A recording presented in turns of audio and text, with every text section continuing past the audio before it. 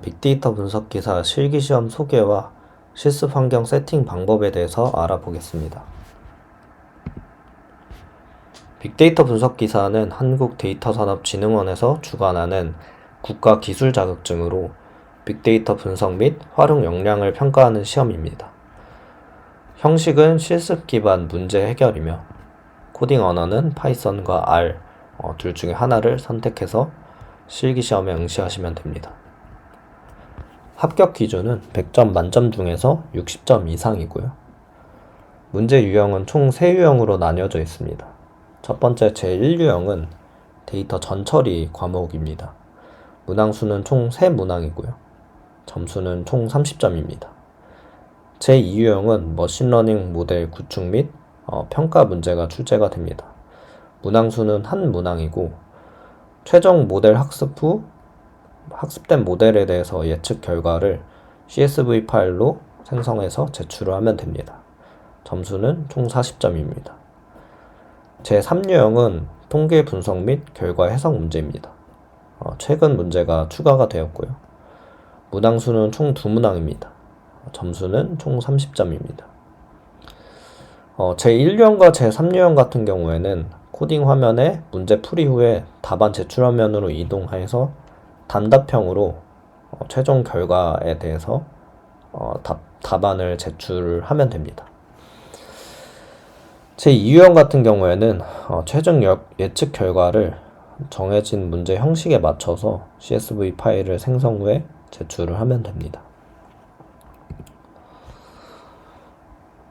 한국데이터산업진흥원에서는 시험 환경을 이제 모의시험 환경이라고 해서 따로 제공을 하고 있습니다. 해당 링크에 접속해서 보겠습니다.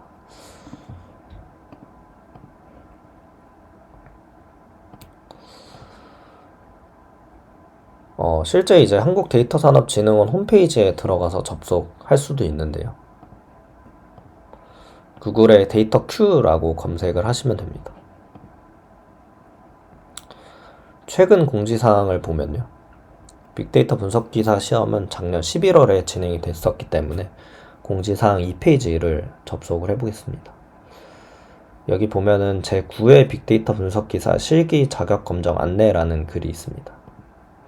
해당 글을 눌러보면은 실기시험 응시 가이드와 그 다음에 시험 환경 체험 링크가 있습니다. 이 링크를 클릭을 하면은 시험 환경에 접속이 가능하고요. 밑에 이제 글을 보면은 각 회차별로 변경사항이나 특이사항들이 이제 기술이 되어 있기 때문에 해당 내용을 시험 전에 꼭 체크를 해야 됩니다.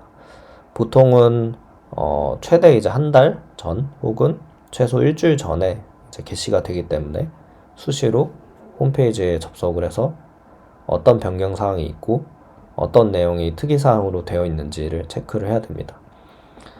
제9회 시험 같은 경우에는 이 언어별 패키지가 업데이트가 됐었습니다. 그래서 이런 이제 주요 내용 같은 경우에는 꼭 체크할 필요가 있을 것 같고요. 그 다음에 실기시험 응시 가이드 내용도 보통 거의 동일하지만 이제 내용이 일부 추가되는 경우가 있습니다.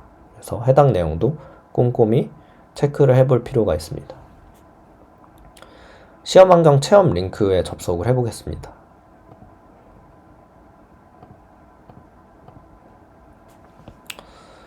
그럼 실제 시험장과 거의 비슷한 환경에 이제 화면이 세팅이 되는데요. 왼쪽부터 보면은 이제 각 문제 유형별로 접근을 할 수가 있습니다. 제1유형, 제2유형, 제3유형 이렇게 나뉘어져 있는데요. 제1유형 풀이용을 보면은 각 문제와 제출 형식이 나와 있습니다. 그래서 이 내용을 보고 실제로는 코딩 문제를 풀이 후에 답안을 제출하면 되겠죠. 그래서 답안 제출은 이런 식으로 단답형으로 답안을 제출을 하면 됩니다. 그래서 여기서 보면은 제출 형식이 정수 답안으로 정수 답안만 입력이라고 되어 있는데 이 제출 형식을 참고해서 답안을 작성 후에 제출을 하면 되겠죠. 제2유형 같은 경우에는 어떤 데이터를 활용할 건지, 그 다음에 문제는 뭔지, 그 다음에 예측 결과 평가 지표는 어떤 것인지를 어떤 것인지에 대해서 이제 나와 있습니다. 그 다음에 제출 형식이 쭉 나와 있는데요. 제출 형식을 보면은 파일명은 result.csv, 그 다음에 예측 결과 칼럼명은 프리드라고 되어 있습니다. 그래서 이러한 주어진 형식을 꼭 지켜서 파일을 제출을 해줘야 감점사항이 없고요. 그 다음에 최종 예측 결과는 인덱스를 포함하지 않고 이 프리드라는 칼럼 하나만 제출을 해야 됩니다. 이 파일 형식 혹은 제출 형식 같은 경우에는 실제 시험장에서 업데이트가 돼서 데이터에 따라서 조금씩 달라질 수 있기 때문에 실제 시험장에서 이 해당 내용을 꼼꼼히 읽어볼 필요가 있을 것 같습니다. 제3유형도 마찬가지로 문제나 데이터에 대한 설명이 있고 그 다음에 최종 결과를 답안 1, 답안 2, 답안 3 이렇게 나눠서 제출을 하시면 됩니다. 다시 이제 실기시험 안내 페이지로 넘어가 보면은 오른쪽 상단을 보면은 파이썬 3라고 표시가 되어 있는데요. 기본 세팅이 이제 파이썬으로 설정이 되어 있습니다. 만약에 이제 본인이 파이썬이 아닌 이제 R로 보고 싶다라고 하면은 여기서 옵션을 R로 변경을 하면 되고요. 그 다음에 이제 오른쪽을 보면은 메모장이 있습니다. 메모장을 클릭을 해보면은 각 문제 유형별로 각자 메모를 할 수 있게 세팅이 되어 있습니다. 그래서 해당 메모장을 활용을 해도 좋을 것 같고요. 그 다음에 시험을 실제로 볼 때 어떤 문제가 이제 잘못됐거나 혹은 이 시험 세팅 환경이 잘못된 경우에는 여기 오른쪽에 채널톡 버튼을 눌러보면은 문의하기 버튼이 있습니다. 그래서 해당 내용을 문의를 해서 순차적으로 답변을 받을 수가 있습니다. 파이썬 코드가 이제 줄줄이 이제 작성이 미리 되어 있는데 이 해당 코드를 실행을 하기 위해서는 오른쪽에 이제 실행 버튼이 있습니다. 그래서 실행 버튼을 클릭해서 보면은 이 하단에 해당 코드 실행 내용이 출력이 됩니다. 그래서 지금 이 코드 같은 경우에는 실제 이 환경에서 어떤 식으로 패키지가 설치가 되어 있는지를 확인을 하는 내용이기 때문에 이런 식으로 어떤 패키지가 있고 패키지의 버전은 어떤 버전이 있는지가 이제 나와 있습니다. 그래서 해당 내용을 참고해서 보시면 될 것 같습니다.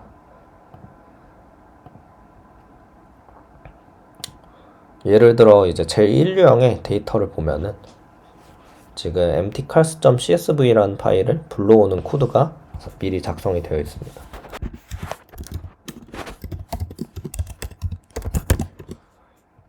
이런 식으로 이제 코드를 추가로 작성을 해서 보면은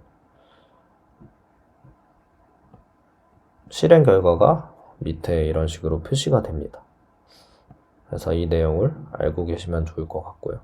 실제로 이 모의시험 환경에서 간단한 데이터 같은 경우에는 실습을 진행할 수도 있습니다. 근데 이 모의시험 환경에서 제공되지 않는 기능들이 몇 가지가 있는데 첫 번째가 이제 라인별 실행이 불가능합니다. 예를 들면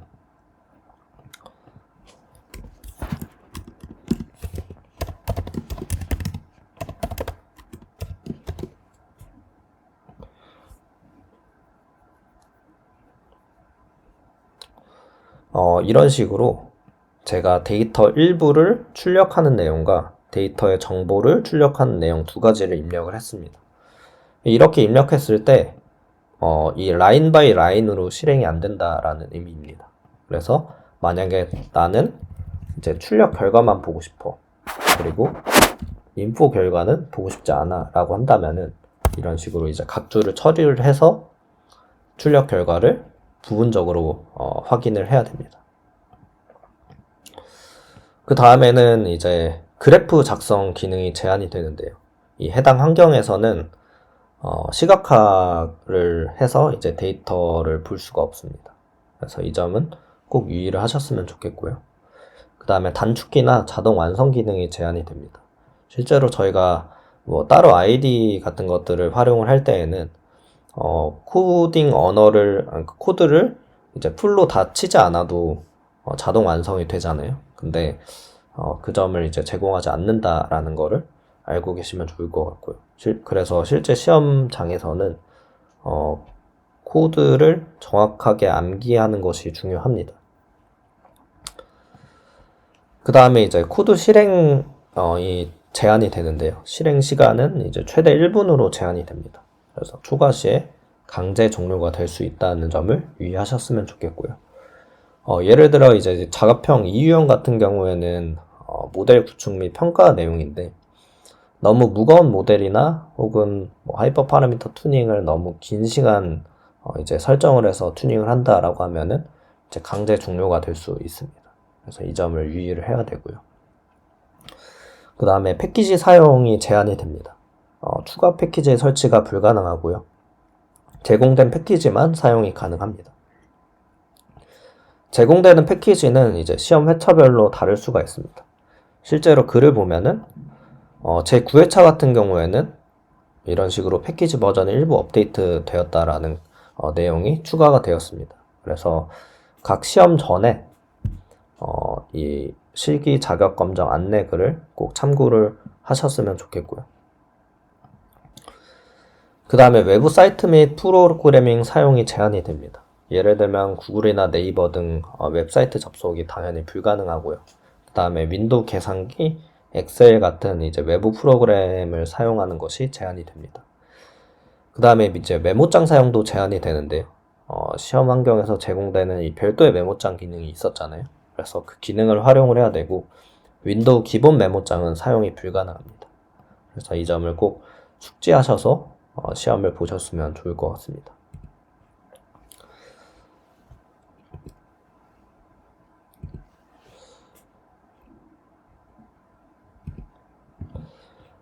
답안 제출 방법은 다시 강조를 드리면은 제1유형과 제3유형 같은 경우에는 이런 식으로 별도의 답안 제출 화면으로 이동을 해서 지시된 제출 형식을 꼭 준수를 해서 제출을 해야 됩니다. 예를 들면 p-value 결과를 출력을 해야 된다라고 하면은 p-value 결과에 대해서 소수점 자릿수를 꼭 체크를 해야겠죠.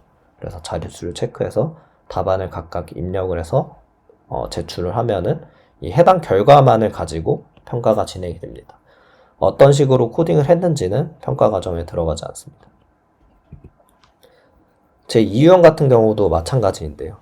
데이터가 달라지기 때문에 실제 모의시험 환경과 실제 시험 환경에서는 이 파일 제출명이나 칼럼명이 일부 달라질 수가 있습니다. 그래서 이 제출에 대한 상세 설명 내용을 꼭 참고를 하셔서 정해진 형식에 맞춰서 파일을 제출을 해야 되겠고요.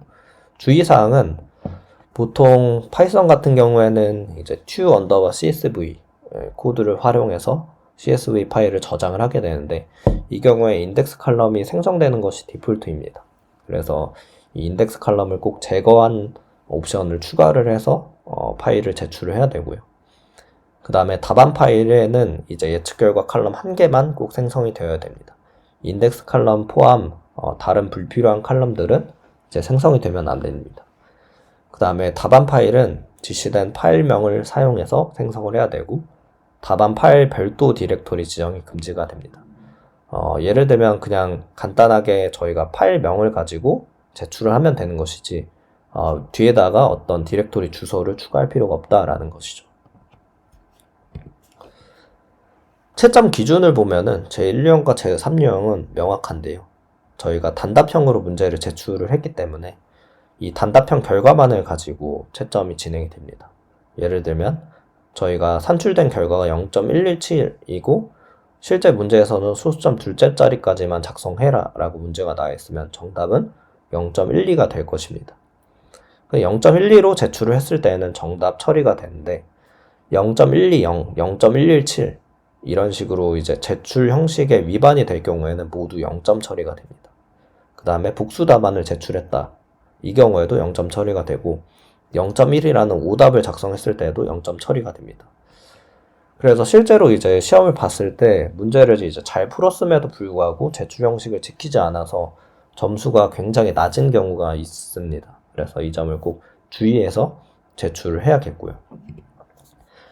제2 유형도 마찬가지인데요.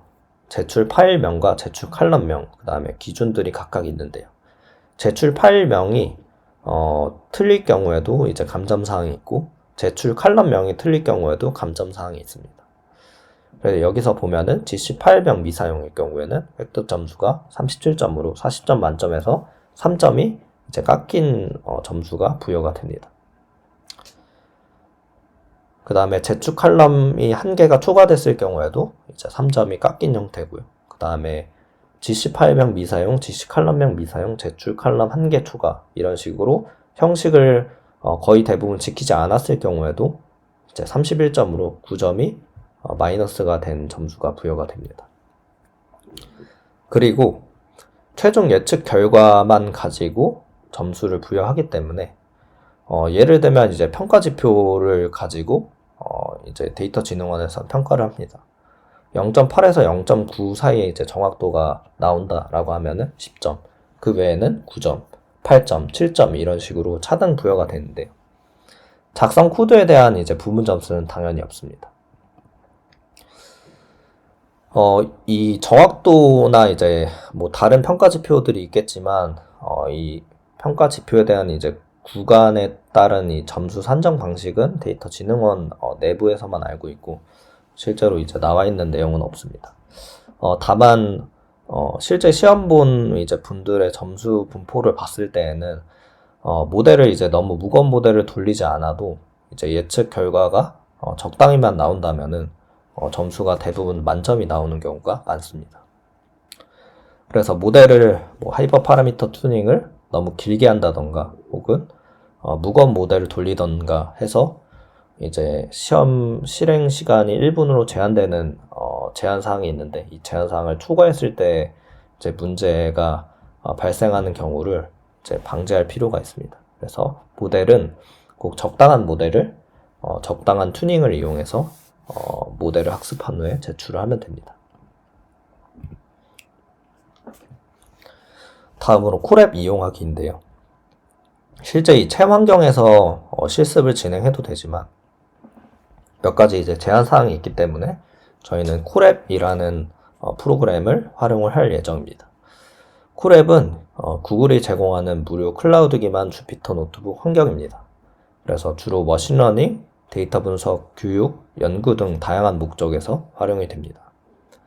빅데이터 분석 기사 실제 체험 환경과는 조금 다르지만 코드를 이제 이해하고 실습하는 데 필요한 거의 모든 기능들이 갖춰져 있습니다.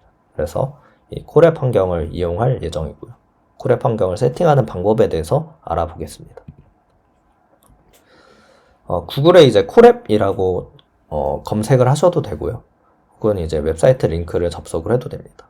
저는 이제 웹사이트 링크를 접속을 해보겠습니다.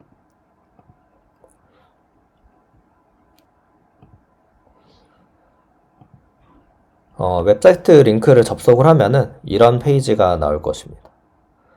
이런 페이지가 나왔을 때 먼저 이제 구글 회원가입이 되어 있지 않으면은 구글 회원가입을 진행을 해줘야 됩니다. 저는 이제 구글 계정이 이미 있기 때문에 이 계정을 활용을 해줬습니다. 그래서 계정 회원가입을 완료한 후에는 이제 콜앱을 이용을 할 수가 있는데요. 여기 보시면은 파일에 드라이브의 새 노트북이라는 옵션이 있습니다. 이 옵션을 클릭을 해보겠습니다.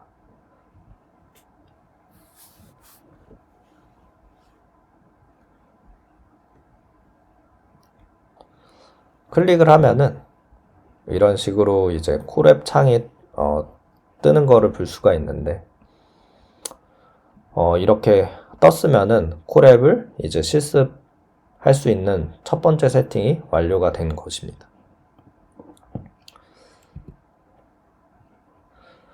그럼 이제 실습을 위해서는 이 콜앱이 클라우드에서 제공하는 이 가상 머신과 사용자 브라우저를 연결을 해야 되는데요.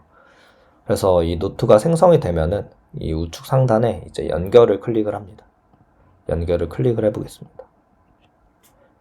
한 3에서 5초 정도 시간이 소요가 됩니다.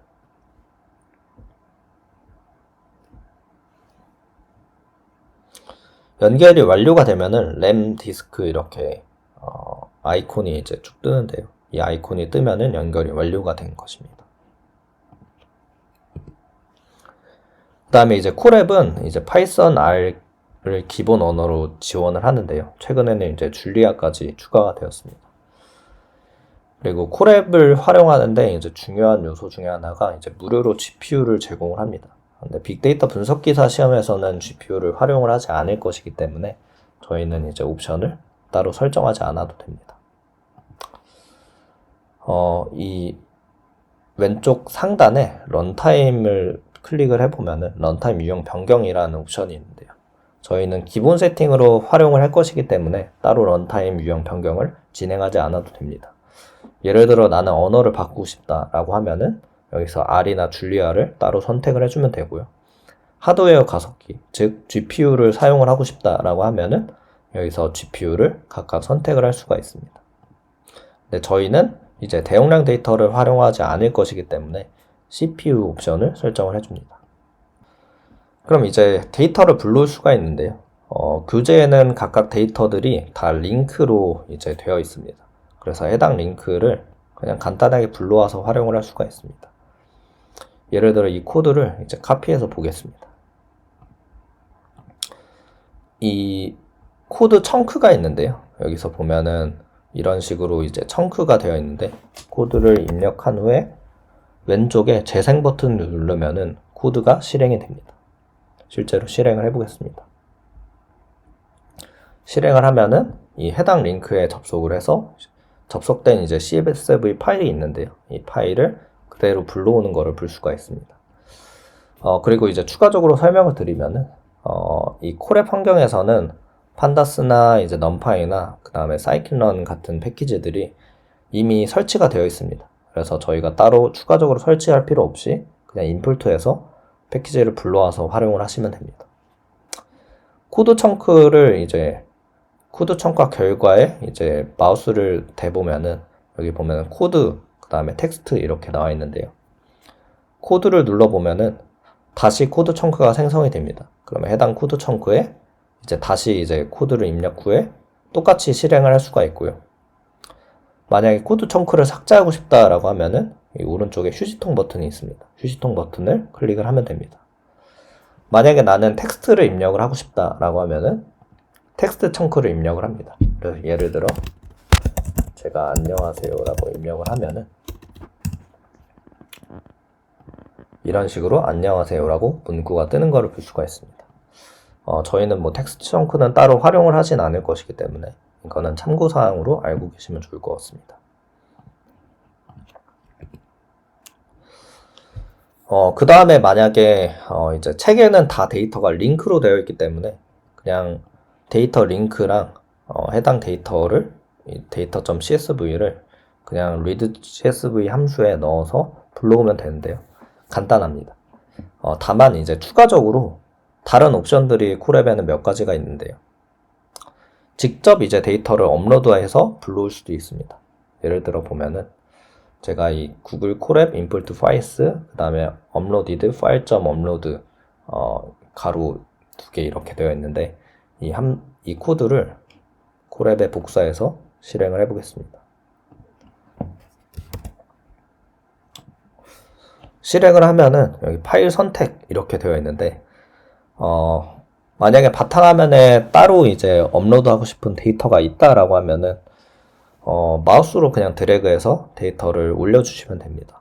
혹은 저는 파일을 선택해서 예를 들어 제가 waterbricks.csv라는 데이터를 바탕화면에 있는 데이터를 불러와 보겠습니다. 이렇게 불러오면은 CSV 파일이 실제로 업로드가 된 거를 볼 수가 있습니다. 여기 왼쪽에 파일 버튼을 눌러보면은 waterbricks.csv라고 파일이 저장된 거를 볼 수가 있습니다. 그럼 저희가 데이터를 불러올 때는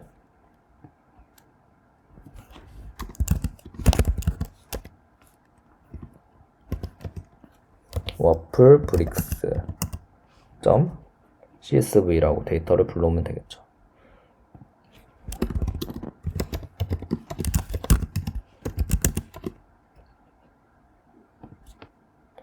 이런 식으로 이제 데이터를 불러올 수도 있습니다. 만약에 이렇게도 아니고 구글 드라이브에 있는 데이터를 활용하고 싶다라고 한다면은 구글 드라이브를 따로 연결을 해서 데이터를 불러올 수도 있습니다. 이 내용은 이제 실제 책에 있는 실습 환경과는 조금 무관하게 콜앱에서 이제 제공되는 기능이기 때문에 참고용으로 이제 알고 계시면 좋을 것 같습니다. 여기 파일을 클릭을 해서 보면은 이 드라이브 마운트라는 버튼이 있습니다. 이 버튼을 클릭해서 보면은 구글 드라이브 파일에 액세스하도록 허용하시겠습니까? 라고 창이 뜹니다. 그러면 구글 드라이브에 연결을 클릭을 합니다. 그리고 이제 잠깐 기다리면은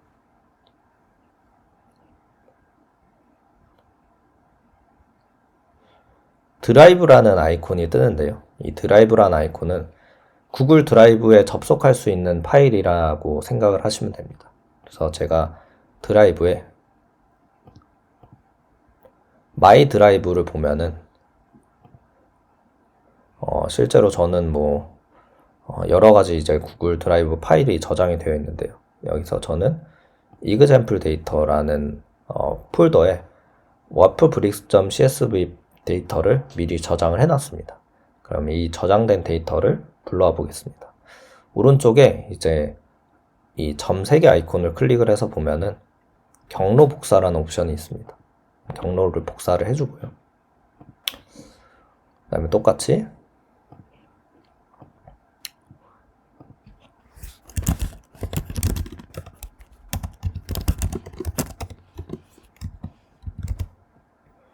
경로 복사한 내용을 복사해서 데이터를 불러와 보겠습니다.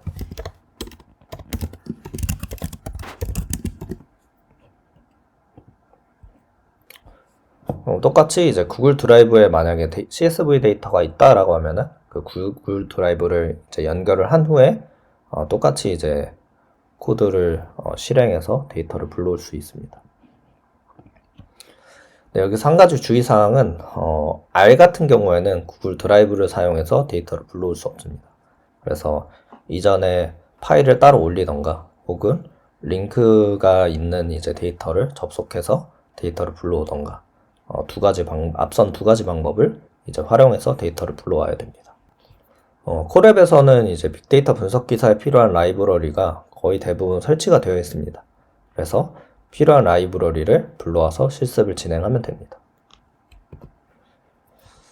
근데 다만 이제 파이썬 버전이 실제 시험 환경과 조금 다른 점이 있습니다.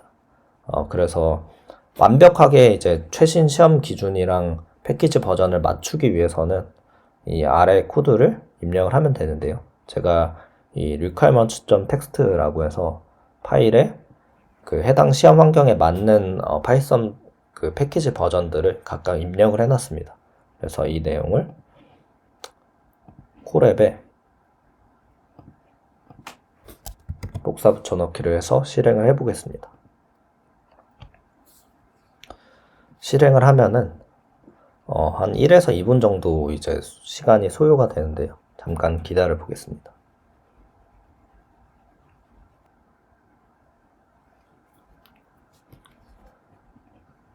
이 라이브러리 혹은 패키지들이 쭉 설치가 완료가 되면은 여기 세션 다시 시작이라고 링크가 뜹니다. 세션 다시 시작을 클릭을 해주면 됩니다. 그럼 세션이 다시 시작된 후에 이제 라이브러리 버전을 한번 확인을 해보겠습니다. 저희가 주로 이제 활용할 라이브러리들은 이제 scikit-learn, stepmodes, numpy, pandas, scipy 등인데요. 해당 버전을 확인을 해보겠습니다. 이런 식으로 이제 버전들이 실제 시험 환경 버전과 동일하게 세팅이 된 거를 확인을 할 수가 있습니다. 이렇게 라이브러리를 쭉 설치를 한 후에 밑에 이제 코드를 동일하게 작성을 하면 되겠죠. 근데 이제 콜앱 사용 시에 몇 가지 주의사항이 있는데요. 콜앱은 기본적으로 이제 무료 버전입니다. 근데 이제 유료 버전이 있는데요. 무료 버전의 경우에는 이제 가용성과 사용 패턴에 따라서 최대 12시간까지 사용이 가능합니다. 근데 어떤 무거운 데이터를 돌린다던가 혹은 이제 연산량이 이제 많은 어떤 코드를 돌린다던가 하면은 그러면 최대 12시간이 아니라 시간은 조금씩 단축이 될 수가 있습니다. 근데 이 시간 이후에는 이제 런타임이 종료가 되고 새롭게 이제 런타임을 연결을 해줘야 됩니다. 여기서 말하는 런타임은 저희가 오른쪽에 제일 처음에 세팅했던 이 연결 있잖아요. 연결 버튼을 해서 이 램이랑 디스크 아이콘이 나오는지를 확인을 했었었죠. 이 내용을 다시 연결을 해줘야 됩니다. 그 다음에 이제 런타임 연결 후에 90분간 아무 실행이 없다라고 하면은 런타임이 강제 종료가 됩니다. 그러면은 이 해당 창에서 다시 연결을 진행을 해줘야 되고요. 런타임 종료 후에는 이제 추가 업데이트가 된 내용들은 다 삭제가 됩니다. 그래서 예를 들어 나는 라이브러리 패키지들을 이제 쭉 업데이트를 해서 시험 환경을 세팅을 했다라고 하면은 그 내용들이 삭제가 되기 때문에 다시 이제 똑같은 코드를 돌려서 세팅을 해줘야 됩니다. 근데 실제 이 실기책 저희가 작성한 내용에서는 쿨앱 환경에서 동일하게 코드가 돌아갑니다. 저희가 작성한 코드는 실제 시험 환경 버전에 맞춰서 코드를 작성을 해놨기 때문에 해당 코드를 실습하는데 쿨앱 환경에서 실습을 해도 동일하게 코드가 진행이 되기 때문에 코드 실행이 진행이 되기 때문에 패키지 버전을 굳이 업데이트를 하진 않아도 됩니다. 근데 나는 꼭 이제 시험 환경과 동일하게 세팅을 하고 시작을 하고 싶어 라고 한다면은 이제 위에 코드처럼 패키지 버전을 따로 설치를 한 후에 실습을 진행을 하셔도 됩니다. 이상으로 이제 시험 실기 소개와 그 다음에 시험 환경 세팅 방법에 대해서 알아봤고요. 다음 시간에는 이제 작업형 1유형, 작업형 2유형, 작업형 3유형에 대한 상세 내용과 풀이에 대해서 설명을 드리겠습니다.